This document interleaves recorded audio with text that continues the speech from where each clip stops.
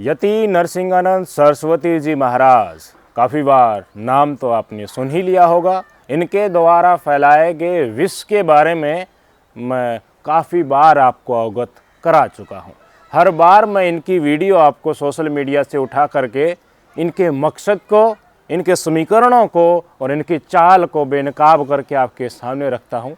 तो काफ़ी बार आप में से ही आवाज़ उठती है कि इनको मत दिखाया करो, लेकिन उनका मकसद क्या है और उस पथ पर चलते हुए हमारे समाज का कितना बड़ा नुकसान हो सकता है, उन नतीजों के बारे में आपको परी अवगत कराना, पहले से ही आपको उसके बारे में उनके समीकरण बताना हमारा मुख्य कर्तव्य रहता है।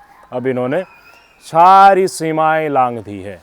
कहते हैं ना कि नफ़रत के डगर डगर चलते हुए पीछे मुड़कर देखा तुम्हारे साथ कोई नहीं आ रहा, तो जो टारगेट है सीधा जिनके खिलाफ माहौल ख़राब करना है उनके खिलाफ ही उलूल जुलूल बोलना शुरू कर दो।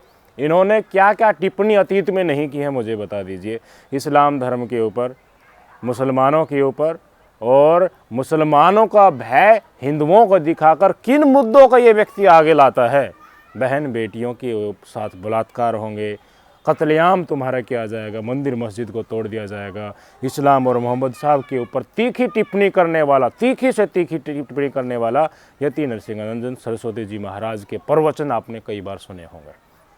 अब जिस तरीके से दशहरे के ऊपर प्रभु श्री राम जी के विजयी उपलक्ष्य में रावण का पुतला दहन किया जाता है, ठीक ऐसा ही दहन मुस्लिम समुदाय या इस्लाम के आराध्य का किया जाना चाहिए। कथित रूप से ऐसा स्टेटमेंट इनका आया तो सोशल मीडिया पर बवाल मच गया।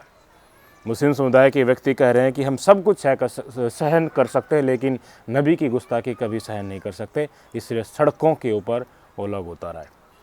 कहाँ रहते हैं यति नरसिंहानंद सरस्वती जी महाराज? डासना, गाजियाबाद के डासना में इनका मंदिर है। वहीं पर अपने चेले चपाटों के साथ जीवन यापन करते हैं और समय निकलते ही खोला फेसबुक और लाइव कर दिया और अनाप शनाप बकने लगे।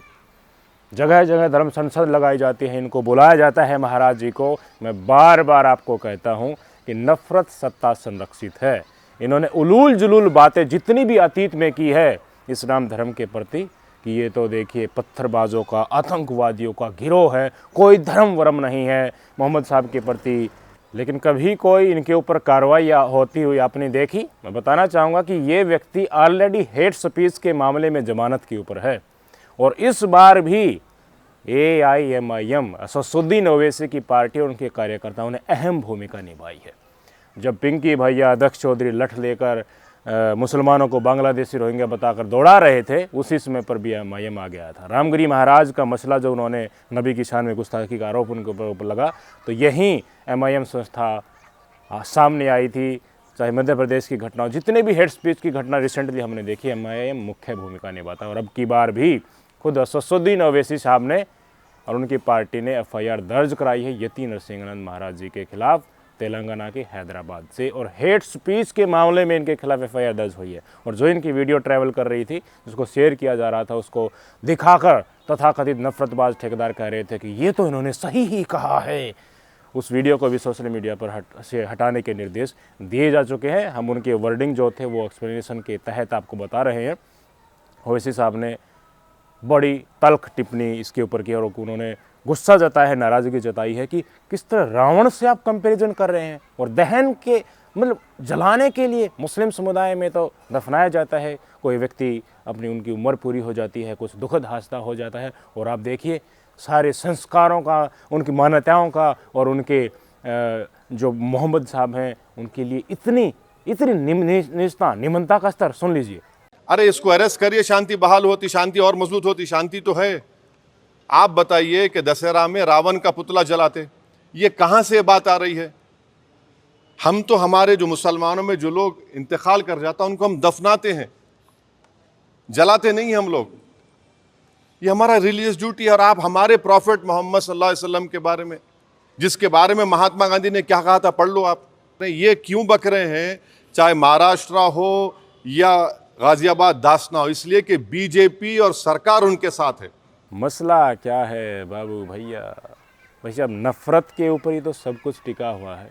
नफरत से ही मुख्यमंत्री बने, मुख्यमंत्री से चलते चलते नफरत के ज़रिए फिर प्रधानमंत्री पद की कुर्सी मिल गई। और अतीत में जब ये पार्टी खड़ी हुई, किस रथ यात्रा से खड़ी हुई थी और उस रथ यात्रा के दौरान हुआ क्या था और क्या आडंबर था और बाबरी मस्जिद पर लोग कैसे पहुंचे थे, उसको ढाकर अपनी वाहवाही लौटाकर भावनाओं को एकजुट अपने पक्ष में करके है कि हिंदुओं के रखवाले तो हम ही हैं। मेरे भाई, ये देश पहले भी लोकतंत्र से चलता था, आगे भी और अब भी लोकतंत्र से ही चलेगा।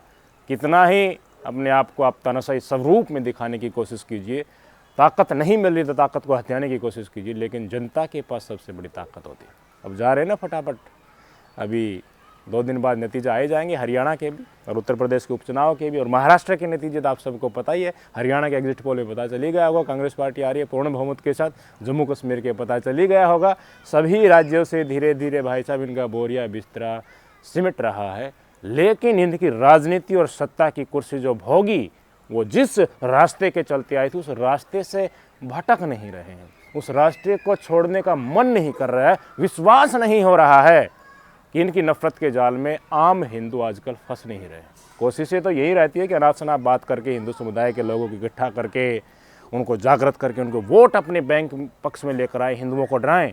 लेकिन देखिए लोग समझदार हो गए हैं, मान ही नहीं रहे हैं, तो क्या चारा बचा? चारा तो ये बचा नहीं, मुस्लिम समुदाय के ऊपर तलख टिप्पणी करो, गंभीर टिप्पणी करो, उनके आराध्याओं को, उनके मोहम्मद साहब और धर्म के ऊपर और नबी की शान में गुस्ताखी वाले शब्द बोलो, जिसके चलते प्रत्युत्तर में वहाँ से कार्रवाई क्या होगी, सड़कों के ऊपर आएंगे, प्रदर्शन होंगे, एफआईआर वगैरह होगी। और उसी प्रदर्शन को लेकर ये तथाकथित संघी लिब्रांडो और नफरतबाज क्या कहेंगे कि देखिए आ गए ना इकट्ठा होकर के, पुलिस चौकी के सामने आ गए, डासना मंदिर के सामने आ गए, क्या नारे लगा रहे थे? सर तन से जुदा के नारे लग रहे हैं, पाकिस्तान जिंदाबाद के नारे लग रहे हैं। एक पूरा वेल रिसर्च स्ट्रेटजी जो होती है ना, उसके तहत काम हो रहा है। हिंदू समुदाय के लोग नहीं आ रहे हैं तो मुस्लिम समुदाय को मजबूर करो सड़कों के ऊपर आने के लिए।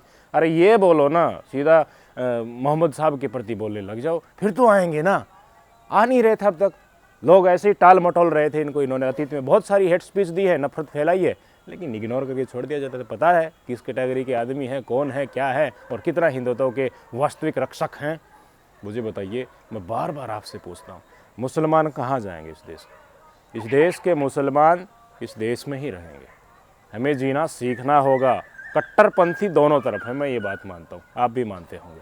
हिंदू समुदाय में भी, मुस्लिम समुदाय में भी वो धर्म को इतनी कट्टरता से मानते हैं और चाहते कि दूसरे भी इसी प्रक्रिया में उसको फॉलो करें। लेकिन सामाजिक जीवन आपसी भाईचारे से ही निभाना पड़ता है, जिसमें सर्वधर्म स्वभाव लेकर कुछ मान्यता अपनी भी थोड़ा सा ढीला करके और औरों का भी सम्मान करके चलना पड़ता है। ये बात आप भी समझते होंगे, हम भी समझते हैं। देश के कानून को मानना होगा, चाहे कोई भी समुदाय के लोग हों। और यति नरसिंहानंद सरस्वती जी को बताया जा रहा है, गिरफ्तार इनको कर दिया गया है। देश ही नहीं, विदेश से भी आवाज़ उठने लगी है, क्योंकि मुसलमान हमारे देश में नहीं है, बाहर देश में भी है, मुस्लिम कंट्रीज़ में भी है। हर जगह से आवाज़ आ रही है कि देखिए ये चीज़ हम बर्दाश्त नहीं करेंगे, क्योंकि मुस्लिम इस्लाम समुदाय का एक ही व्यक्ति जिसको वो मानते हैं अपना आराध्य है, उनसे तो सबकी आस्था जुड़ी हुई है। सीधा उसी के ऊपर आक्रमण कर दिया है, उसी के खिलाफ अनाप शनाप होने लगे। यहाँ वो तरीका हिंदुओं को उकसाने का काम नहीं आया, तो यार मुसलमान तो आएंगे ना, फिर भीड़ का रूप ले लेंगे। अब इनके नफरतबाज चिंटू जो सोशल मीडिया पर बैठे हुए कह रहे हैं कि मुसलमान इकट्ठा हुए, गाजियाबाद कलेक्ट्रेट में हुए, डासना मंदिर के सामने हुए और सर तन से जुदा के नारे लगाए हैं। ये जब इकट्ठा होते हैं तो इनको भीड़ है, ये आज मंदिर के सामने इकट्ठा हो रही है, कल को तुम्हारे घर में घुस जाएंगे, माताओं बहनों के साथ गलत करेंगे, तुम्हें मार डालेंगे, काट डालेंगे। अब ये दिखाने की कोशिश हो रही है। अच्छा, वो प्रदर्शन भी ना करें, शांतिपूर्ण प्रदर्शन करने का हक तो सबको है ना। समझो, ये जो दिखाने की कोशिश कर रहे हैं, हमारे आम हिंदुओं को भी और आम मुसलमानों को भी समझने की ज़रूरत है। कट्टरपंथियों से थोड़ा दूरी बनाइए, चाहे वो किसी भी धर्म के हों, और इस देश को सभ्य बनाइए, हमारे समाज को समृद्ध बनाइए, भाईचारे के भाव के साथ असल सबका साथ सबका विकास करके आगे बढ़ाने की कोशिश कीजिए। मोदी जी, सरकार बनाने का और कुर्सी पर बैठने का मौका तो पता नहीं किस्मत वालों को कैसे कैसे और लिखा होगा, किस्मत में तो मिल गया और उसका क्यों बंटाधार करने में लगे हुए हो। ऐसे यूपी के मुख्यमंत्री जी, ज़्यादा समय नहीं है, इसी तरह चलते रहे तो नफरत को समाज और संस्कृति नकार चुकी है। अयोध्या से आप हार गए, केदारनाथ से आप हार गए, तो आप समझ क्यों नहीं रहे हैं? विश्वास कीजिए, नफरत की राजनीति बीता अकाल हो चुकी है। विकास के मुद्दे के ऊपर आइए, छोड़ दीजिए इस तरह के तत्वों को संरक्षित करना, ताकि कानून के शिकंजे में फंसकर इनकी अक्ल ठिकाना आ सके और वो संदेश पूरे समाज में जा सके कि इस पटकथा पे चलोगे तो कुर्सी नहीं मिलेगी। मुद्दों के ऊपर और समाज के बीच काम करके उनकी सुनवाई कर, उनके मन में जगह बनाकर आप राजनीतिक रूप से कुर्सी के ऊपर आ सकते हैं। शॉर्टकट से नहीं, नफरत से नहीं, कत्लेआम कराकर नहीं, नफरत से नहीं। समझिएगा। नमस्कार।